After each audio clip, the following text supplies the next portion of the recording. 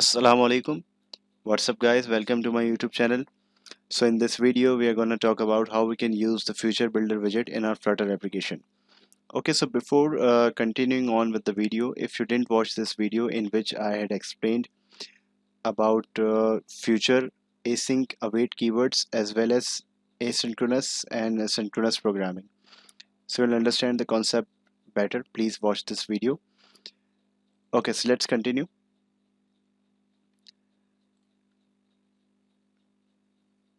Let's say I have a function which is returning a future, and I have so and so parameter in that function. So I cannot call that function as a widget directly. Instead, since it is an asynchronous function, so I have to use a widget that actually deals with that future function. So here comes the part of Future Builder.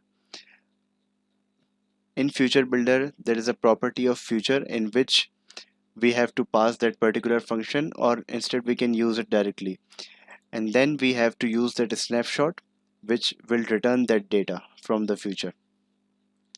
So let's say I have a function which returns a future, and after a duration of 5 seconds I want a list view dot builder. I want a dummy data list to be generated. Let's say I have a function of type list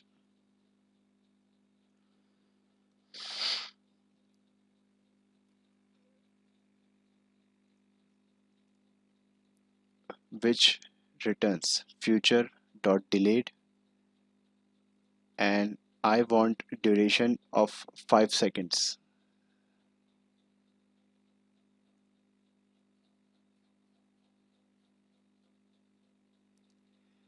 And after this 5-second duration I want a list view dot builder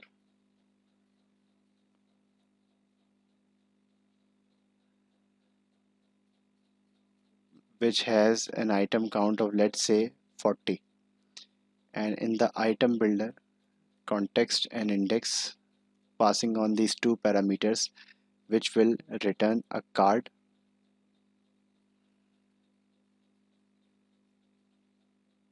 and in the child I want just a text dummy list and pass on the index.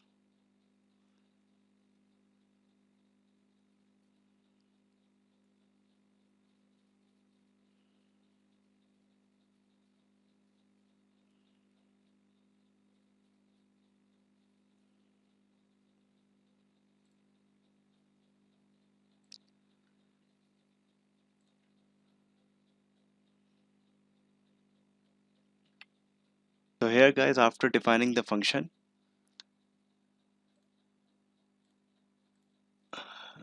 okay, so let's run this code first and then we'll continue on with the work. Okay, so after running this code successfully, I get this output. So now it's time to use the Future Builder. So instead of the center widget, I will write Future Builder, and in the future property I will just pass this function which will take me to builder, which has two parameters, context and the snapshot. Now it's time to check the connection state of my snapshot.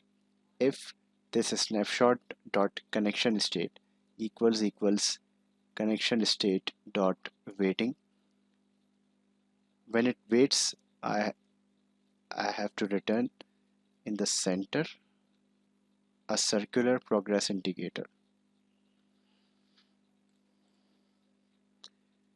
If my snapshot dot connection state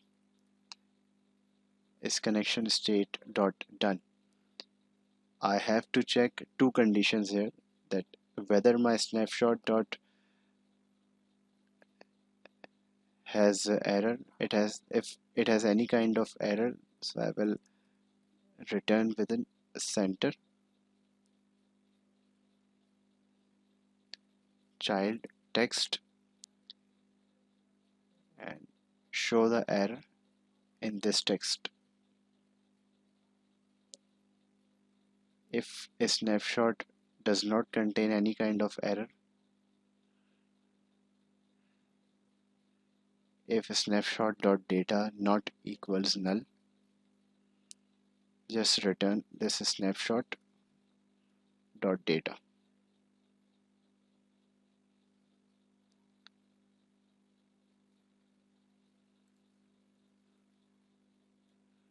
Else return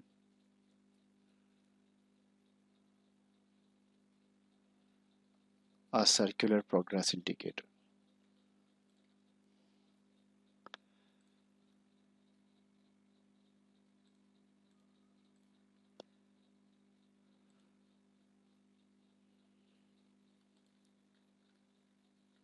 So we are done with our code. It's time to test. I will hot restart. And 1, 2, 3, 4, and after 5 seconds, list view builder gets loaded. So this is the way, guys, to handle a future. Okay, so that's all from this video, guys. I hope you liked it, and if you did, please subscribe to this channel, and for more videos hit that bell icon, and please share this video with your friends and keep on supporting me. Thank you so much, guys, for watching this video. Have a good day. Allah Hafiz.